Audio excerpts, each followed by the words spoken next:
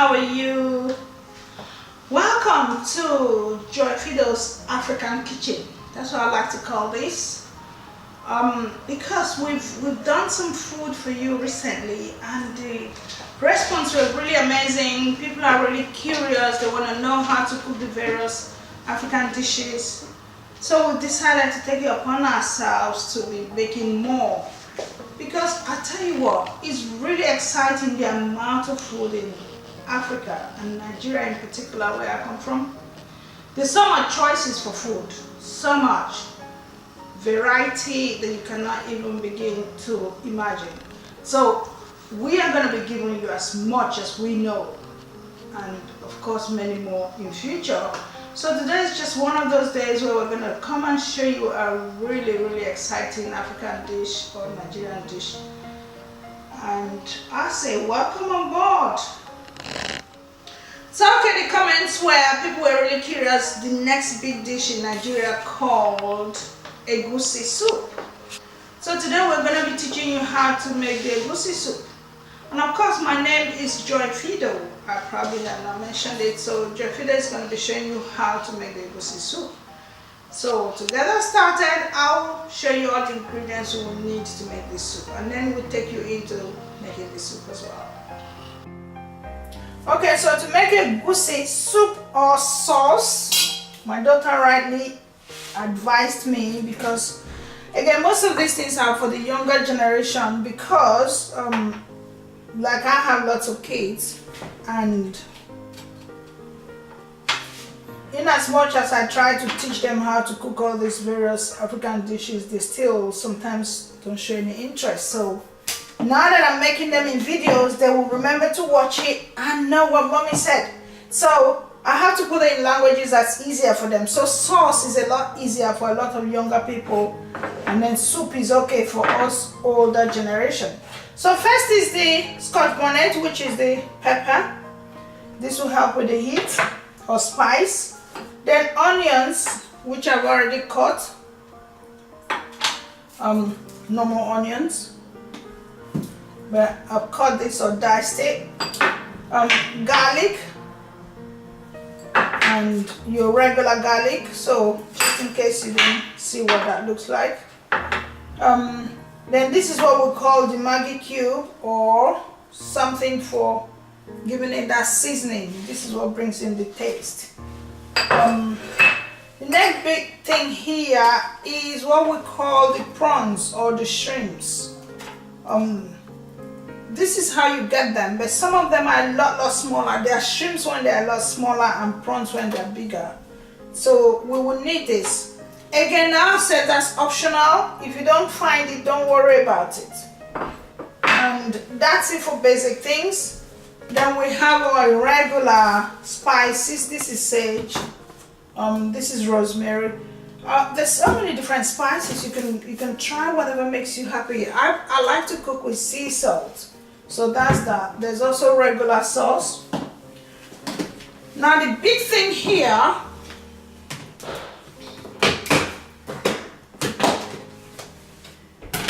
this is the Egusi itself. And Egusi is just, I told my daughter the other day, she was laughing, it's melon seed or pumpkin seed. But we have different varieties of pumpkin or different varieties of melon. So this type is the one that we have in Nigeria, and they dry it and break the covering, the shell off to get the seed inside. So that's what Egusi is. So after the Egusi itself will just be, again we use spinach here. This is the fresh spinach, the baby spinach. I prefer to go with the baby spinach. That's it in a pack, fresh. You could get the bigger leaves, which we've used in our other video, and just cut it. Okay, so the next ingredient is the meat, or rather I'll call it the protein. So in Nigeria we kind of like them a variety of meat, so it's not just one boring type of meat. So here, this is what they call the tripe. Back home we call this cow the local name is shaki, but I know it has tripe as well for here. This is the cow skin, and this is just regular beef. There's regular beef here, which this one and that one. And so what happens here is you could mix and match whatever you like. Sometimes we use stockfish, we use regular dry fish, and whatever makes you happy. Sometimes you can use fresh fish as well. So it's a matter of your own choice. Whatever makes you happy, just throw it in there. This is already steamed, and we spiced it all up and then steamed it, so it's ready for cooking. Okay, so the next ingredient that's so important for egusi soup or egusi sauce is the palm oil. It has to be palm oil for you to make really good egusi soup. So that's our palm oil sitting down here. Okay, so I've put enough quantity of egusi that I want into a dish, and I'm going to wash it. Most times they really do come with bits of stones and things that you really don't want to see in your food.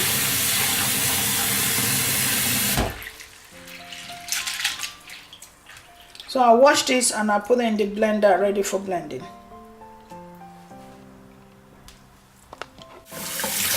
Okay, so I'm washing the shrimp or crayfish. Sometimes we call it crayfish or prawns. You can use all of it. It doesn't have to be only the body. Some people might take away the head, but you can use all of them because they'll be blended. Okay, so that shrimp is in there, crayfish, and now garlic will be added in there. I'm going to add the pepper, but I have to remove that before I throw it in.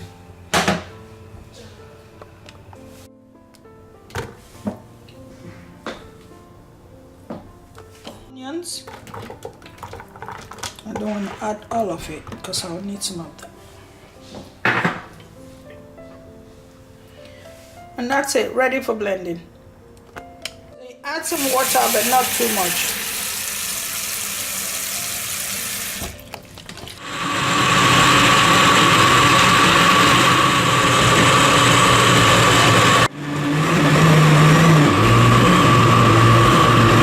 So you get your pan or your pot on fire, and here comes your palm oil, and then you pour in the pot. Remember, you preheat the pan so there's no water in it.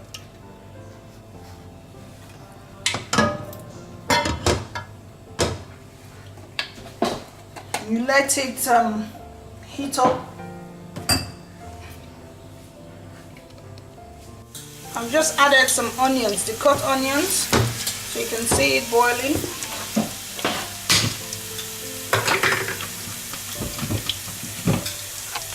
Now I introduce my egusi blend, which has got everything else in it. Got pepper, got, what else was there? Onions, garlic.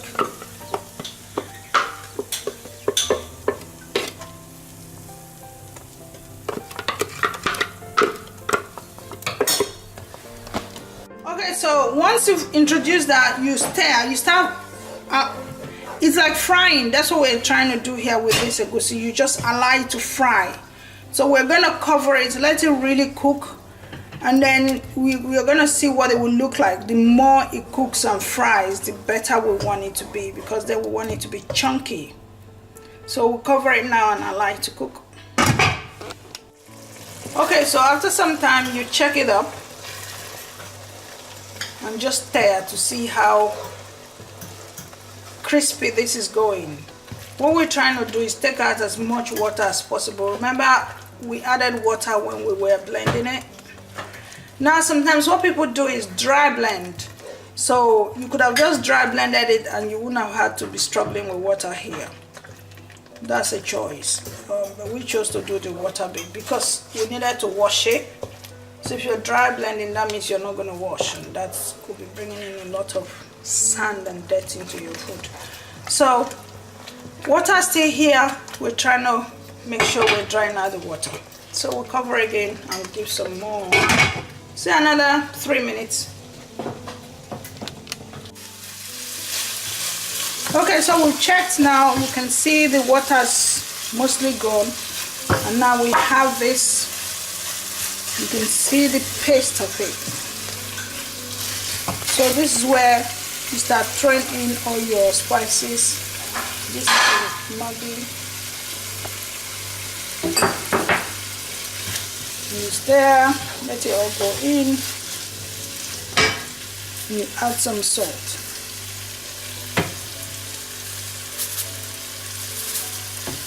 Make sure your hands clean when you're cooking. Don't want to add that into your food. So now I'm going to introduce my meat, the protein.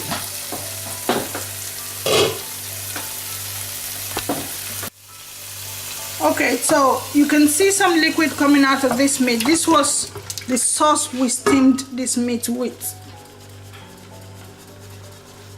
So it all goes in. And now we stir all of them together. So that was fish. Fish is going in. Stockfish, dry fish, fresh fish, whatever. If I was cooking with fresh fish, I wouldn't be stirring like this, but that would be for another day when we have to cook with fresh fish. So that's our egusi now ready, getting ready. So once we've added that meat, we'll now give it at least 10 minutes to cook, so everything really takes each other's taste. The meat takes the taste of the egusi, egusi takes the taste of the meat, everything is all blended together.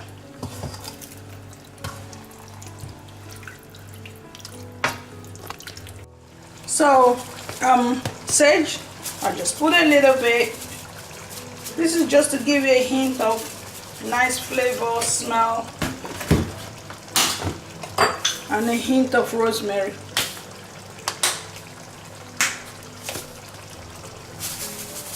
Again, other spices could be basil, oregano, or oregano, whichever one you prefer to use.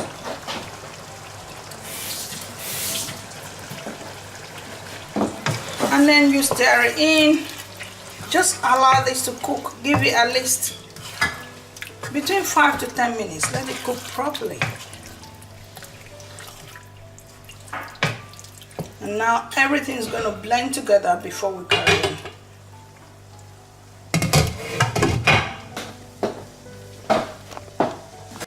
Okay, our egusi is ready. Now you can see the oil is separated. You can see the way the pot really shows us the base of it. See that? So now you're ready to introduce your vegetable, which is the leaves. Now back home we use so many different types of vegetable. It could be, there's one we call, I can't remember the name now.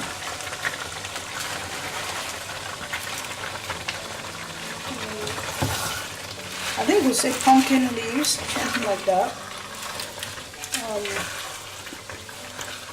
Yeah, pumpkin leaves, but the local name is ugu. So we use that, and that's the most popular. Otherwise, there's so many others. There's what they call green leaves. We also have our own local spinach, which is quite interesting. It doesn't look exactly like this one. Now that's our spinach going in. And there's also bitter leaf. Let me chop that away. Lots of people like egusi with bitter leaf. There's so many ways they prepare bitter leaf. So those are all the dreams and ideas we're going to be bringing to you on this channel. So again, remember to subscribe because you're gonna be amazed the amount of dishes we have back in Nigeria and Africa. We could take this to so many other countries as well. Find out what their various dishes are.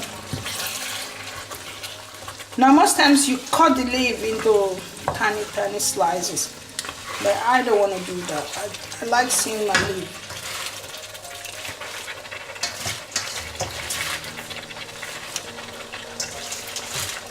Okay, so that's our soup already, and now we're ready to dish it. So you're gonna see the various things you can eat this with, because again, this is where people get confused. What can I eat that with? I don't know what to eat it with. You're gonna see a variety of things you can eat with this.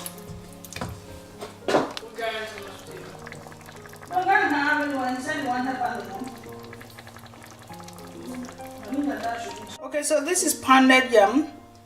You just, no, this is not, this is mashed potatoes. So you can just scoop your food.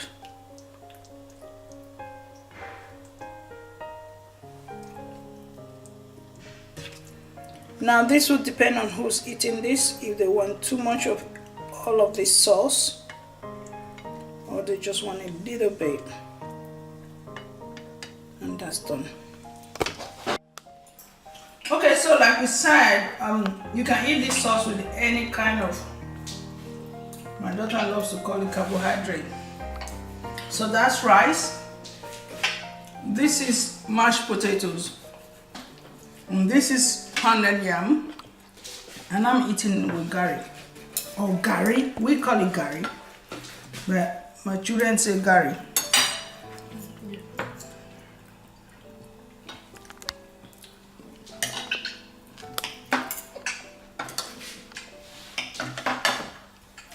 So it's your choice. So we hope you really enjoyed watching this recipe today, and you're going to try this out. Tastes absolutely amazing. I just love it. I'm just saying to my daughter now, I'm not a fan of carbohydrate, but when I make things like this, I really have to try and eat them because they are so nice you can't run away from them. So what I like to see you do is try this out. Take pictures and send it to me and give us your comments and tell me what you think of it. It's such an amazing dish, and again, it's very healthy. So if you're not used to cooking, try and start trying this out, especially for you university students. My daughter's one of them, and they really hate cooking, so they just go into the shops and just buy the ready-made meals. In the end, it's not good for your health, but when you sit at home and create your own dish, it comes out amazing. You're healthy, life is okay. Anyway, thank you so much. If you enjoyed the video, give us a thumbs up or like our video, share it with your friends, and subscribe. We look forward to seeing you when we make the next dish. Take care and God bless you.